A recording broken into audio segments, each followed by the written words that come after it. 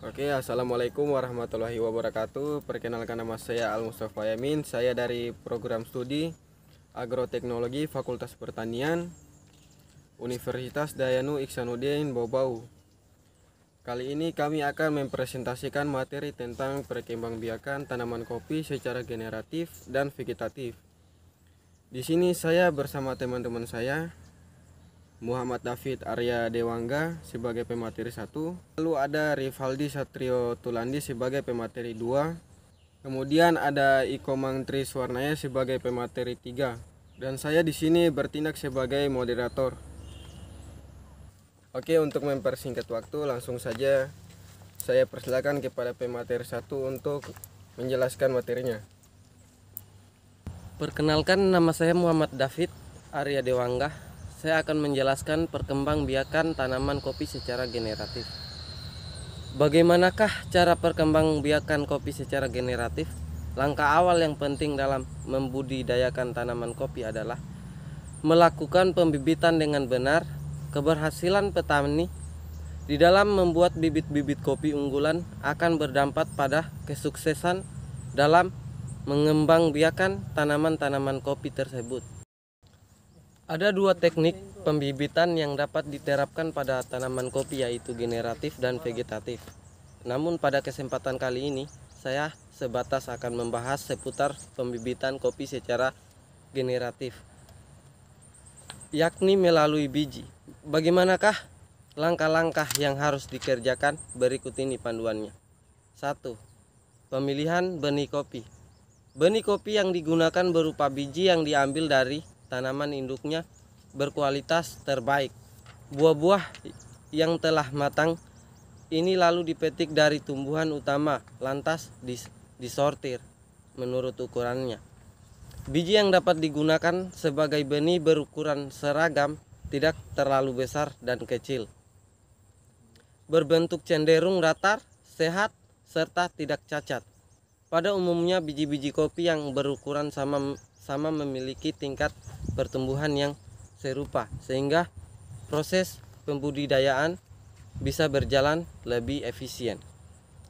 Langkah kedua, pengupasan buah kopi. Buah kopi yang sudah terkumpul kemudian dikupas kulit luarnya hingga bersih. Adapun caranya yaitu buah-buah kopi diinjak-injak menggunakan kaki sehingga kulit luarnya terkelupas tanpa menghilangkan kulit tanduknya. Setelah itu, bersihkan lendir yang melekat pada permukaan biji kopi dengan menggosoknya bersama abu dapur. Berikutnya, biji-biji kopi ini diangin-anginkan sehingga seluruh permukaannya mengering secara merata.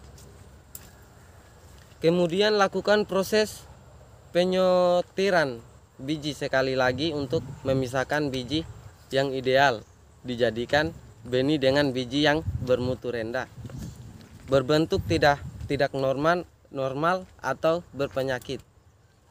Langkah ketiga, penyimpanan biji kopi.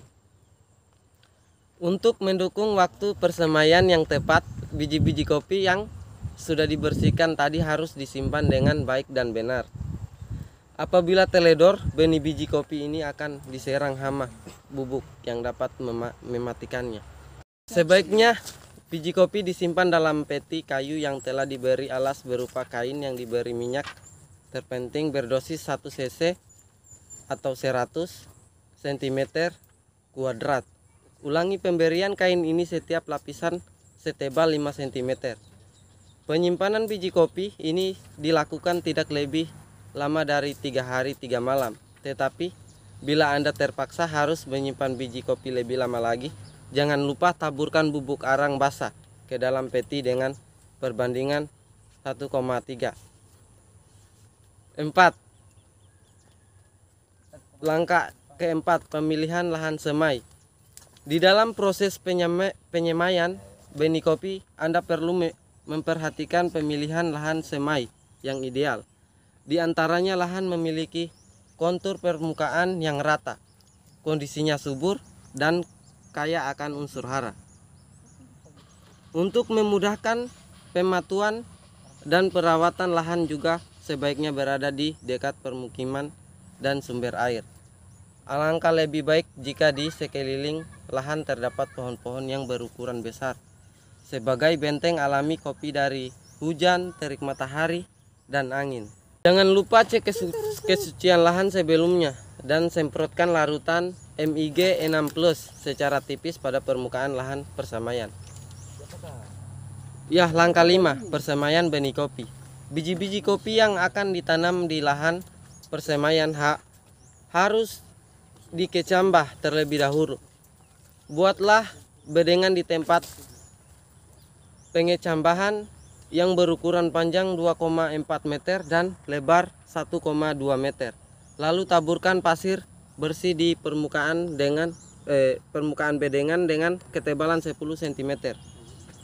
Kemudian biji kopi ditanam pada lapisan pasir dengan memposisikan biji bagian punggung terdapat di atas dan biji bagian perut menghadap ke bawah. Pembenaman biji tidak perlu dilakukan terlalu dalam. Cukup semua biji tanaman dengan bagian teratas yang rata terhadap pasir.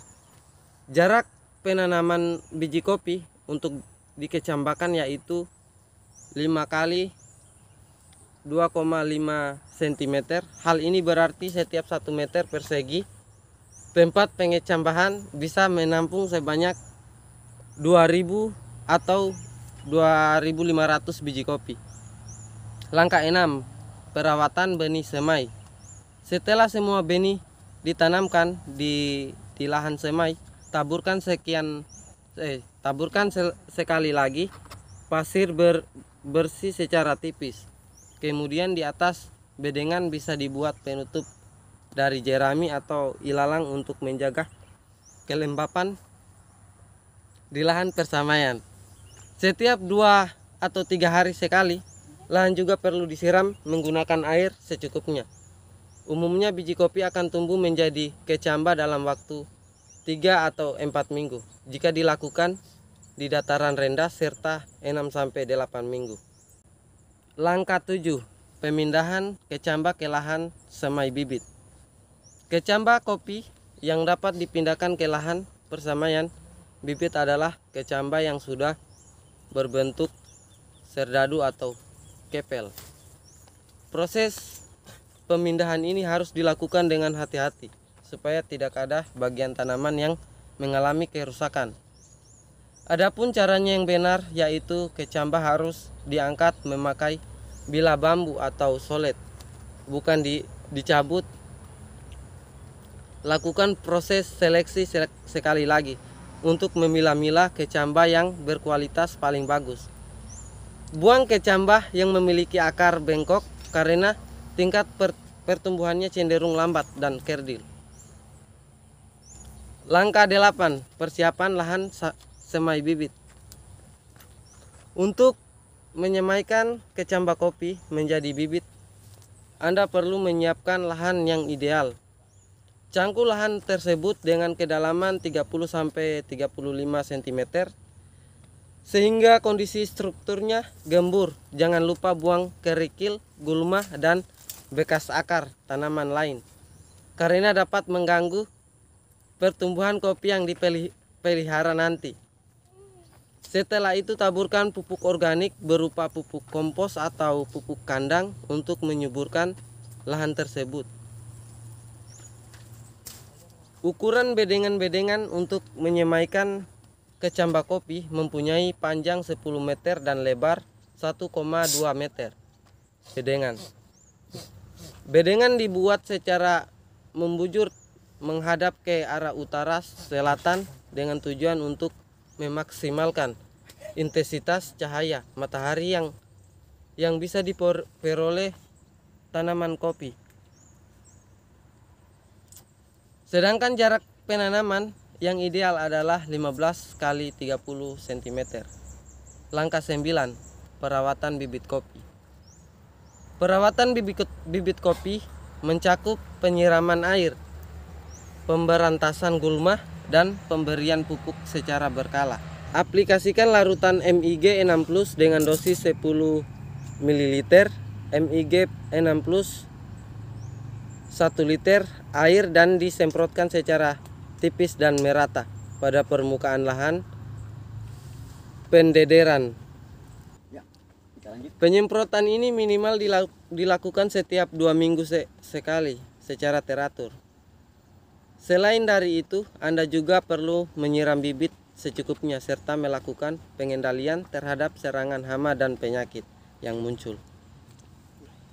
Baiklah, itulah penjelasan tentang perkembangbiakan kopi secara generatif dan akan dilanjutkan oleh pemateri 2.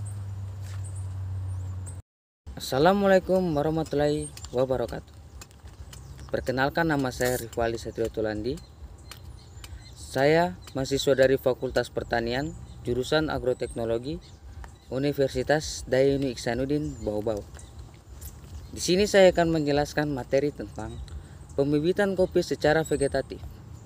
Yang pertama, pembenihan secara sambungan. Faktor-faktor yang berpengaruh terhadap keberhasilan sambungan yaitu ketegapan batang bawah, bahan enres, kebersihan sarana, waktu dan keterampilan tenaga penyambung. Kedua, sambungan fase serdadu.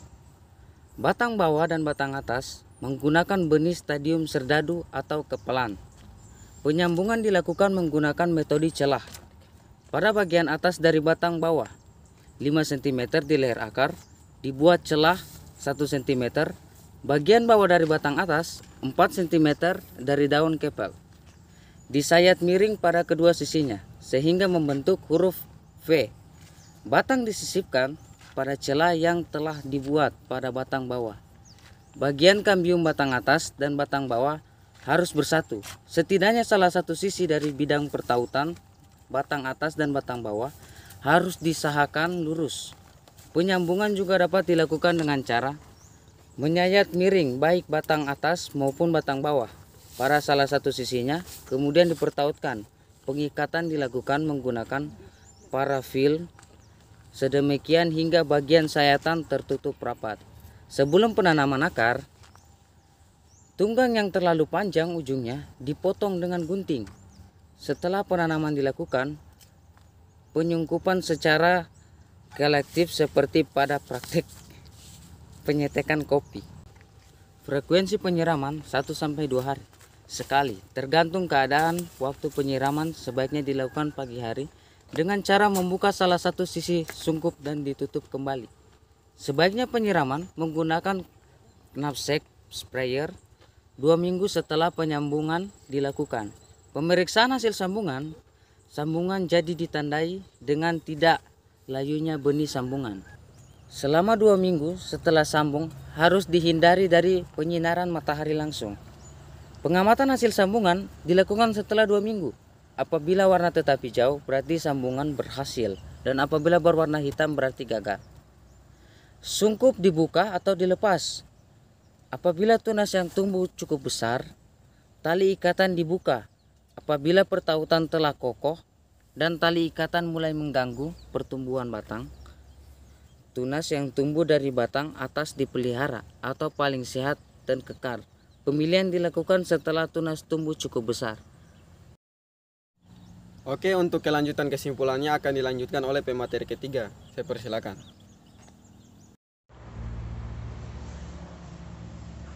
Perkenalkan, nama saya Komang Triswarnaya. Saya di sini sebagai pemateri 3. Saya akan menjelaskan kesimpulan dari materi perkembangbiakan kopi secara generatif dan vegetatif. Kesimpulannya, ada 2 teknik pembibitan yang dapat diterapkan pada tanaman kopi, yaitu generatif dan vegetatif. Prosedur dan cara pembibitan kopi secara generatif, di mana langkah awal penting yang harus diperhatikan dalam membudidayakan tanaman kopi adalah melakukan pembibitan dengan benar. Untuk yang pertama yaitu langkah-langkah yang harus dikerjakan untuk pembibitan kopi secara generatif. Langkah 1, pemilihan benih kopi. Langkah 2, pengupasan buah kopi. Langkah 3, penyimpanan biji kopi. Langkah 4, pemilihan lahan semai. Langkah 5, persemaian benih kopi. Langkah 6, perawatan benih semai. Langkah 7, pemindahan kecambah ke lahan semai bibit. Langkah 8, persiapan lahan semai bibit. Langkah 9, perawatan bibit kopi. Yang kedua, pembenihan vegetatif atau secara sambungan. Faktor yang berpengaruh terhadap keberhasilan sambungan yaitu ketegapan batang bawah, bahan etres, kebersihan sarana, waktu dan keterampilan tenaga penyambung. 1. Sambungan fase serdadu. Batang bawah dan batang atas menggunakan benih stadium serdadu atau kepelan. Penyambungan dilakukan menggunakan metode celah pada bagian atas dari batang bawah 5 cm di leher akar, di buah celah 1 cm, bagian bawah dari batang atas 4 cm dari daun kepel, disayat miring pada kedua sisinya sehingga membentuk huruf V. Batang disisipkan pada celah dan telah dibuat pada batang bawah. Sambungan fase benih. Menyiapkan etres untuk batang atas dan benih siap menyambung sebagai batang bawah. Kriteria benih siap sambung ukuran batang besar pensil. Sambungan dilakukan dengan sistem celah. Daun bawah batang bawah ini tidak boleh dihilangkan tetapi disisakan 1-3. Daun batang atas dikupir, dipotong sebagian, cungkup dibuka dan dilepas apabila tunas yang tumbuh cukup besar. Tali ikatan dibuka apabila tautan telah kokoh dan tali ikatan mulai mengganggu pertumbuhan batang. Tunas yang tumbuh dari batang atas dipelihara satu yang paling sehat dan kekar. Pemilihan dilakukan setelah tunas tumbuh cukup besar. Itu materi dari saya, lebih dan kurangnya mohon dimaafkan. Sekian dan terima kasih. Sekian pembahasan kami tentang perkembangbiakan kopi secara generatif dan vegetatif. Jangan lupa like, komen, share, dan subscribe channel ini. Billahi taufiq wal hidayah. Wassalamualaikum warahmatullahi wabarakatuh.